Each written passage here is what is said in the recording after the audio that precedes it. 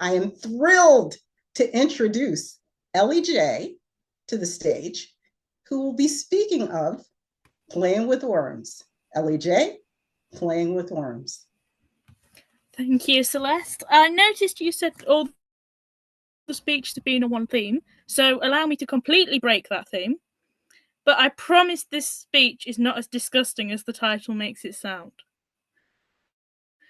There is no dirt, there's no creepy crawlies, there's definitely no wiggly little creatures, apart from these, but these are just my snack. So what is this nonsense all about then?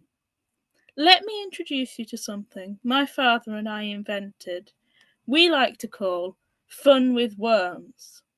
In this case, your worms don't slither along the ground, but rather fall from your lips.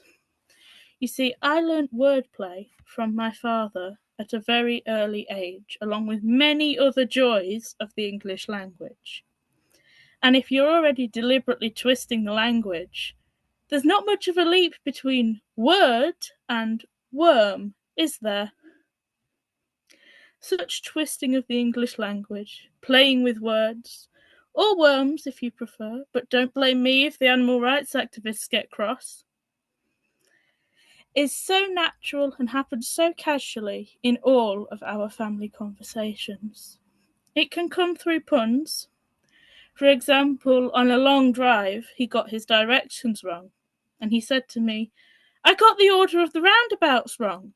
To which I replied, "Is the order of the roundabouts some sort of secret society?"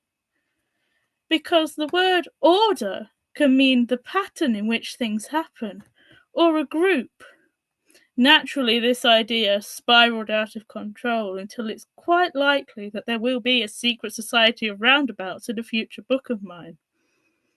But if you don't like to play with words through the misapplied multitude of meanings, you could simply substitute a different one entirely for the sheer fun of it. If I have to cite examples at this point, you really haven't been paying attention. Worm is, after all, a bit of a silly thing to say instead of word. But these changing of words have been a part of my life since day one, and they taught me to love language. Because language doesn't have to be the boring headache of syntax and grammar and word classes.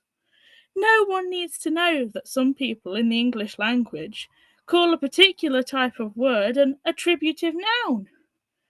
What language should do is effectively communicate. And if you can still communicate your point and have fun, even though you're not doing it right, you're a much better speaker than many, many people. I have applied this fun-loving attitude to language to personal branding, public speaking, my writing, and social media.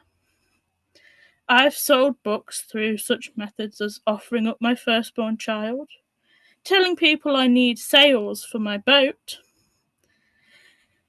listing the ridiculous things that happen in the books themselves, attributing strange powers to owning a copy, and once even talking about bananas. Why? Because from an early age I've found that silliness can communicate an idea or goal, build a skill, and spread some fun all at once.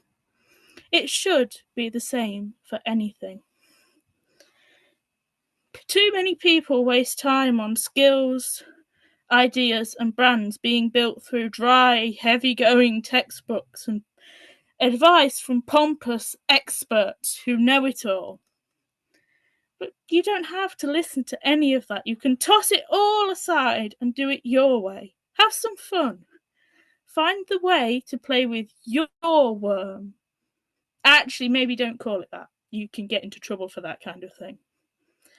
But hey, if anyone gives you any hassle over it, you can always call them a ducking thickhead.